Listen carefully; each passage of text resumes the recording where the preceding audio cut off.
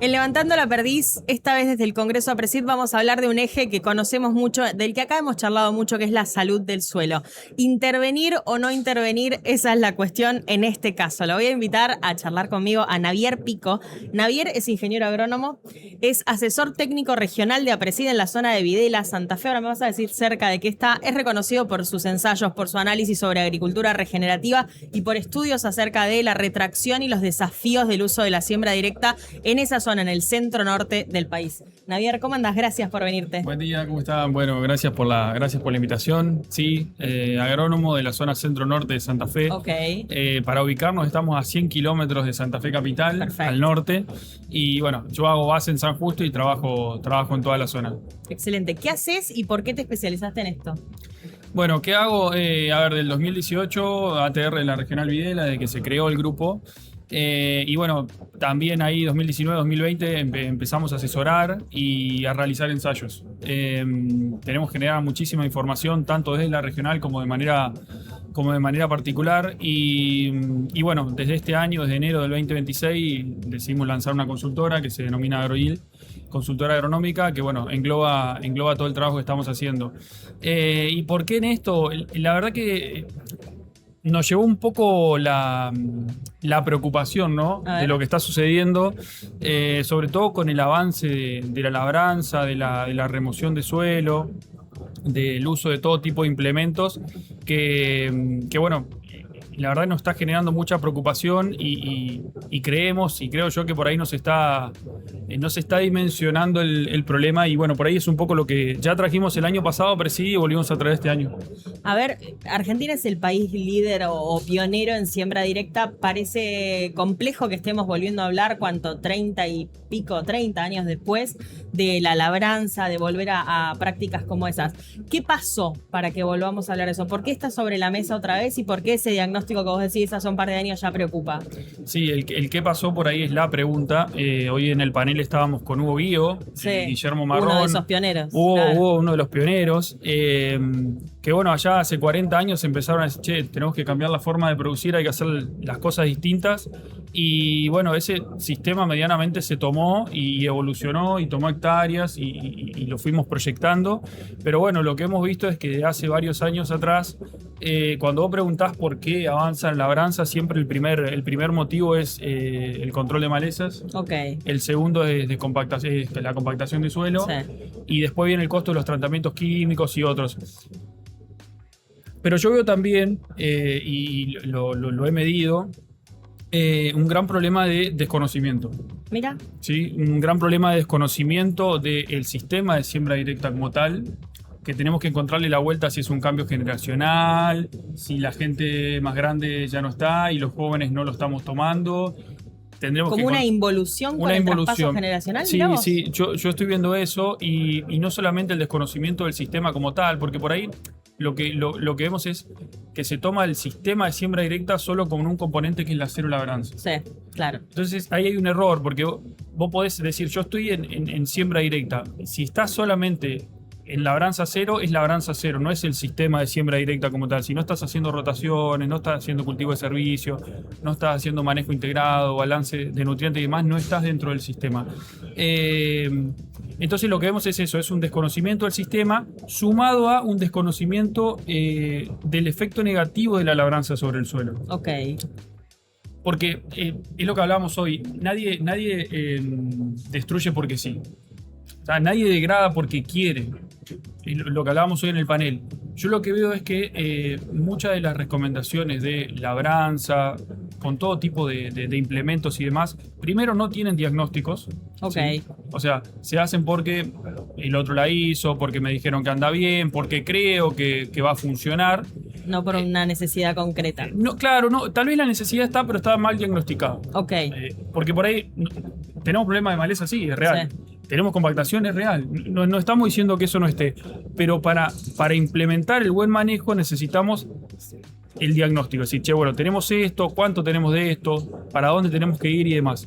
Y otra cuestión es que esas prácticas por ahí que no están diagnosticadas y la recomendación de arar, mover y demás, yo veo que viene, de gran parte viene de asesores por ese desconocimiento del efecto negativo. Creemos, y me incluyo, que sabemos y que estamos haciendo las cosas bien. Creemos que sabemos. Yo por ahí siempre digo, dejemos de sacarnos el lazo como asesores y como técnicos, porque siempre el problema es el productor. No me da bola. El productor bola. no sabe, el productor no me da bola, el productor no quiere. Gente, pongámonos como ingenieros la mochila de decir, che, gran parte de la culpa de lo que está pasando y de la degradación y todo, es culpa nuestra. ¿Qué está en riesgo? ¿Qué está en juego? ¿Qué está en juego? Bueno, a ver, el suelo. Básicamente está en juego el suelo, que es por lo que APRESID se creó, ¿no? Es por que hace 40 años dijeron, che, se nos va el suelo por erosión hídrica, en mi zona, por ejemplo, claro, o erosión eólica en la zona de Hugo. Y dijimos, che, bueno, algo tenemos que hacer, porque se nos va el suelo que se va no vuelve. O sea, la erosión es la degradación irreversible de toda la degradación que puede tener el suelo. Entonces ahí se creó APRESID y se generó el sistema de siembra directa. Y hoy está de vuelta en juego eso. Y por ahí lo que planteamos también es, che, bueno, no son los suelos de hace 40 años. Entonces, incorporar nuevamente las labranzas a los suelos y más con otras labranzas también que vienen ahora, más superficiales y, bueno, que la verdad que hacen un daño terrible, la degradación va a ser más rápida, porque no tenemos los niveles de materia orgánica, la estructura que teníamos en ese momento, no la tenemos. ¿Vos se lo atribuís 100% al desconocimiento? No 100%, digo, pero... ¿hay factores coyunturales que también se presten? Sí, lo tocamos también hoy. A ver, no hay que dejar afuera a la política y a la economía y a la parte financiera y demás, porque es la realidad que en muchas zonas o en gran parte del país es lo que conduce el negocio, sí. Hay que sobrevivir. Y a esa gente, ¿qué le decís?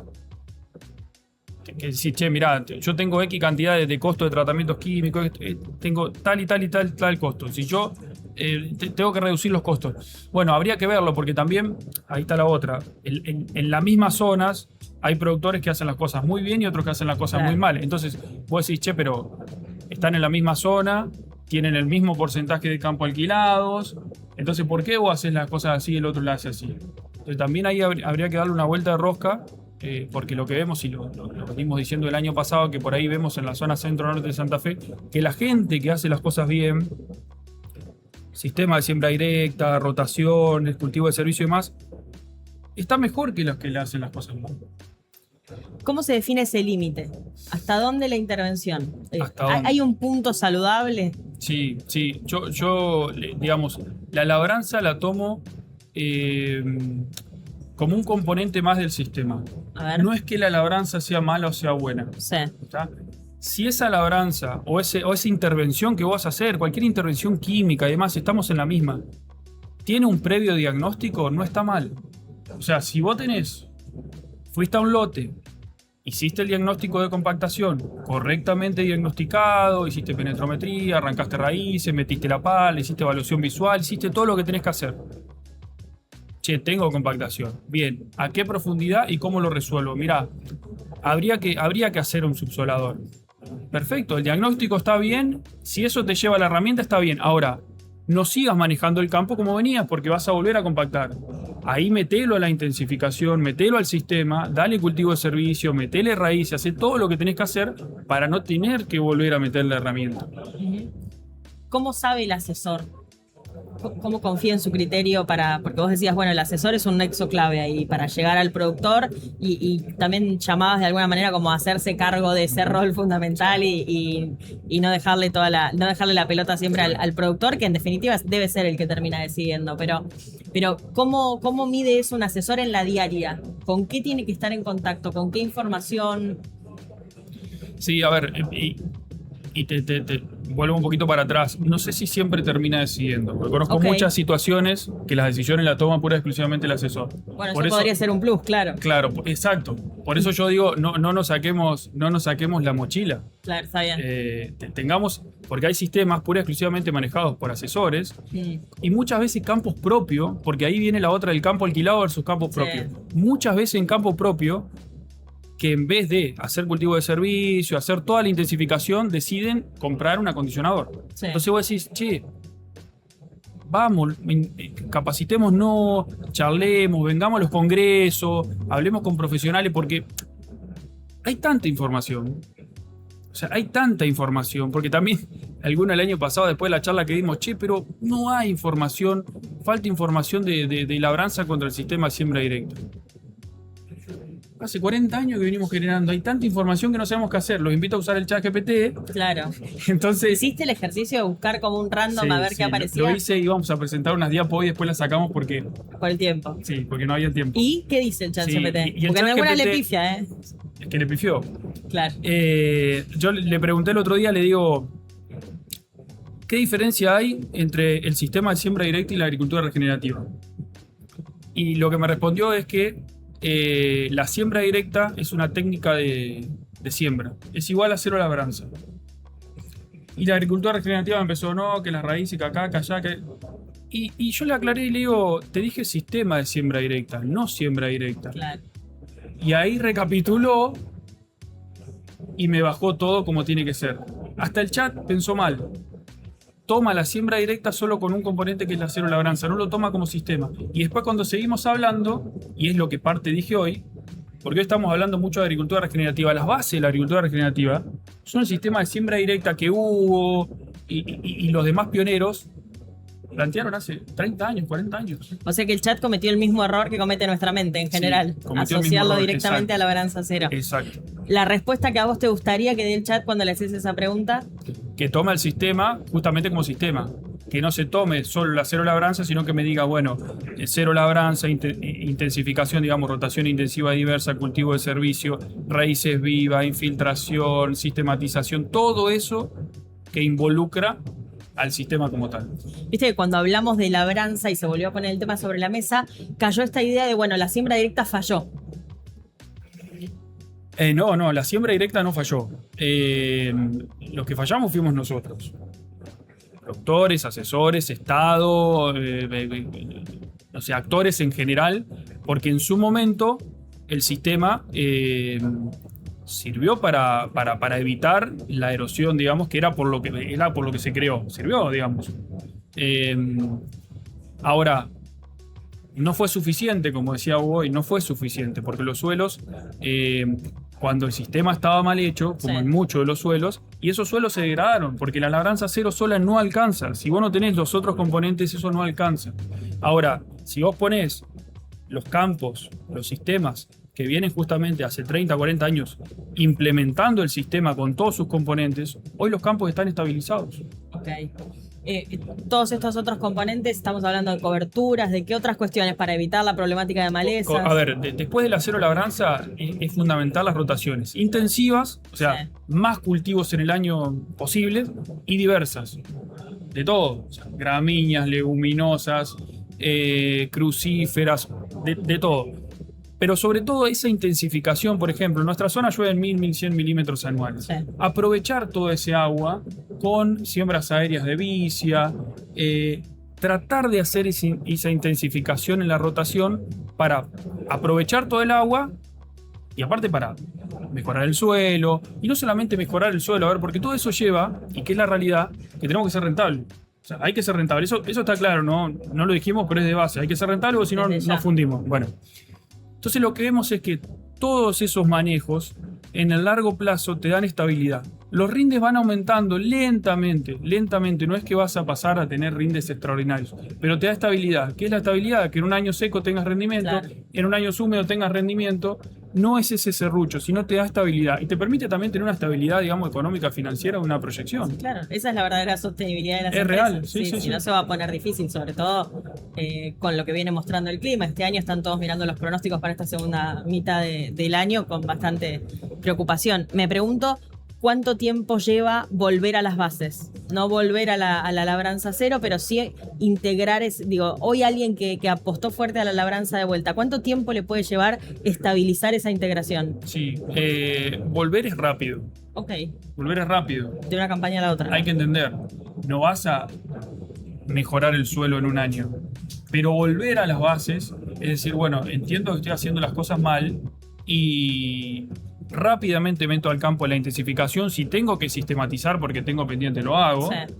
Y rápidamente meto el campo a la intensificación. Rotaciones, fundamental, y cultivo de servicio. Lo que hemos visto, y medianamente lo tenemos medido, y se da muchas veces en los campos que están muy degradados, es que cuando vos arrancás full, sobre todo cuando empezás a meter cultivos de servicio, el campo responde de una manera impresionante. Responde muy rápido. No necesitas tener 10, 15 años para que te responda. Responde rápido. Si la degradación es altísima, obviamente vas a tener que recuperarlo, pero la respuesta es rápida. ¿Qué público había cuando te tocó hablar de esto en el panel? ¿Había productores, asesores? ¿Qué identificaste? ¿Te pudieron hacer preguntas? Había de todo, había de todo. Llegaron algunas preguntas, pero bueno, es muy difícil porque el tiempo es descuento y no. Pudimos responder una, sí, si no recuerdo mal, que bueno, es justamente eso. Me interesa saber qué le genera curiosidad al que te escucha, ¿no? Sí. Hay una de las preguntas que llegó, que bueno, es lo que justamente veníamos planteando en el panel. Che, bueno, por ahí estos números que hablábamos del 90, 91, según el año, por ciento de la superficie en siembra directa, che, bueno, no era tan así. ¿Estaba realmente esa superficie tal como sistema o no? No, como sistema no estaba. Okay. Estaba también tal vez bajo cero labranza, tal vez. Pero no estaba como sistema. Y ahí lo que hablábamos con Hugo, con Guille, che, bueno, ¿y cuánta de esa superficie, que es parte de la pregunta que nos hicieron al final, estaba bajo el sistema? Y lamentablemente tenemos que decir que es muy baja. Tengo que hablar del 2, 3, 4, 5%. Muy baja. Es muy baja. Que implementa el sistema como tal. Yo creo que se entienda eso. Sí, claro. Y es lo que planteábamos hoy con Hugo, completo. Sin volver a cometer el mismo error. Sin volver a cometer el mismo error, y no el sistema que vos digas, si yo no aro y hago soja sobre soja. No, eso no es el sistema de siembra directa. Es rotación. Es una secuencia sin labranza, le podemos decir, pero no es el sistema de siembra directa. Ok. Si en 5 años nos sentamos acá, ¿cuál sería el éxito para vos? Que los gráficos que presentamos hoy se reviertan. Ese sería el éxito. ¿Qué mostraba ese gráfico? Y mostraba la caída. La adopción del sistema, claro. La caída mostraba la caída y el avance de la labranza. Okay. Yo creo que sería un gran logro. ¿Qué número es viable de acá a 5 años? ¿Vos querés el 100? Sí, todos queremos el 100. Difícilmente sea el 100, pero yo creo que que es lo que decíamos hoy, con que la temática esté instalada. Okay. El año pasado se cumplió el objetivo. Salimos en todos lados, nos dijeron un par de cosas. Está bárbaro, pero era el objetivo, que esté instalada. Este año ya se habló del límite de la intervención, no cuando la siembra, sino el límite. Che, bueno, ¿hasta dónde? ¿Qué pasa? ¿Hasta dónde? Blanqueamos que se interviene. Blanqueamos. Sabemos que se ara, sabemos que los suelos se mueven. Bueno, ¿hasta dónde? Y una de las preguntas para terminar, la que hacía Guille también, es, bueno, che, ¿cuál sería nuestro sueño? ¿Qué es lo que queremos? Bueno, queremos revertir la situación y también porque, a ver, y lo hablamos en el panel, el uso del suelo es del propietario, ¿no? Eso está claro. Sí. Pero el uso y el mal uso y el mal manejo tiene implicancias sociales. No es que el suelo es un bien público, ¿no? Es un bien privado, claro, pero tiene implicancias sociales para todos. Entonces, realmente lo que tenemos que hacer, o lo que creemos que hay que hacer, al que hace las cosas bien, beneficiarlo. Y al que hace las cosas mal, bueno, a ese cargarle con la mochila. Para que haga las cosas bien. Sería bastante justo, al menos. Suena bastante justo.